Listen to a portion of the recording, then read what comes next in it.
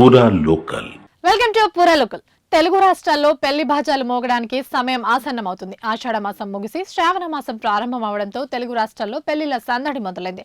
ముహూర్తాలు లేక ఆషాఢ మాసం రాకతో ఆగిపోయిన పెళ్లిళ్లు, ఇతర శుభకార్యాలు శ్రావణ మాసం రాకతో మొదలయ్యాయి. ఈ సందర్భంగా వేల జంటలు ఏకం కానున్నాయి. ఆగస్టు 23 వరకు మంచి రోజులున్నాయని పురోహితులు చెబుతున్నారు. పెళ్లిళ్లు, గృహప్రవేశాలతో తెలుగిళ్లలో సందడిగా మారనున్నాయి. ఈ నెల 25 నుంచి ఆగస్టు 23 వరకు శ్రావణ మాసం కొనసాగుతుంది. తర్వాత భాద్రపదం రానుంది. అయితే సెప్టెంబర్ 21 వరకు ఇది శూన్య మాసం కావడంతో శుభముహూర్తాలు లేక వేడుకలకు బ్రేక్ పడనుంది. ఇక జూలై నెలలోని 26, 30, 31 తేదీల్లో భారీగా పెళ్లిళ్లు జరగనున్నాయి. ఈ మేరకు ఇప్పటికే అన్ని ఫంక్షన్ హాల్స్ బుక్ అయ్యాయి.